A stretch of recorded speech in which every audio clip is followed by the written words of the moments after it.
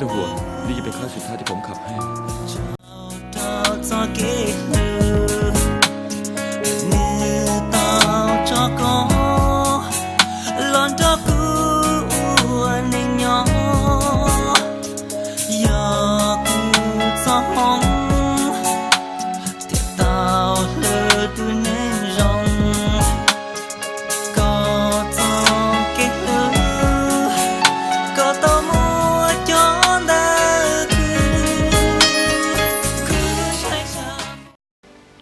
ถึงคุณบอกว่าจะไม่อ่านนิทานโง่ๆอีกแล้ว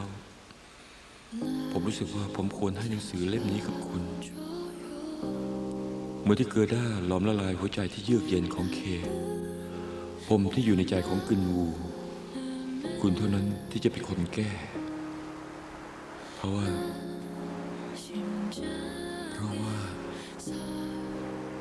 เคของคุณก็คือกึนวูไม่ใช่ดอกกูแต่เป็นของขวัญจากพี่ชายที่โรงเรียนมัธยมคนที่คุณเจอโดยบังเอิญตอนหนีออกจากบ้านเมื่อ8 ปีที่แล้วแด่เด็กหญิงตัวเล็กที่น่ารักฉันเองสาวน้อยสบายดีไหมเจอกันวันเสาร์บ่าย 2ที่หน้าประตูสวนสนุกที่เราไปวันก่อนนะอ๋อเจอกันคราวหน้าอย่าลืมบอกชื่อเธอด้วยนะตกลงไหม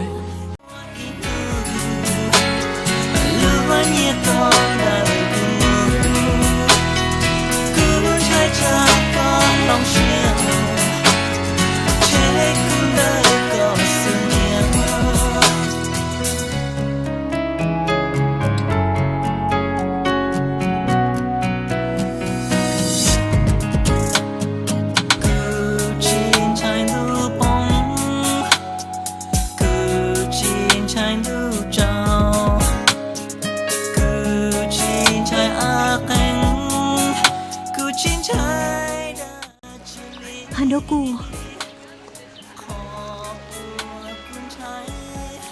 ขอบคุณนะที่ผ่านมาฉันมีช่วงเวลาแย่ๆก็เพราะนายฉันเจ็บปวดก็เพราะนายฉันร้องไห้ก็เพราะนายขณะเดียวกันฉันหัวเราะได้ก็เพราะนายและนั่นเป็นเพราะนายฉันถึงมีความสุขมาก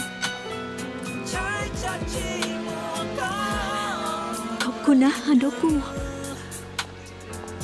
ขอบคุณมาก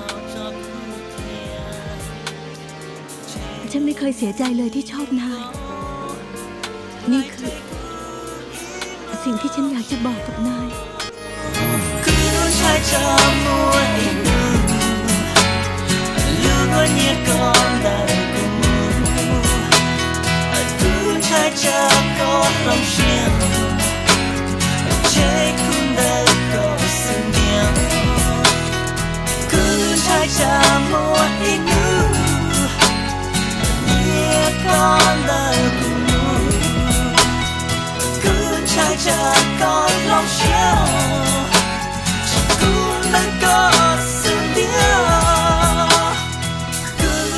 จะมัว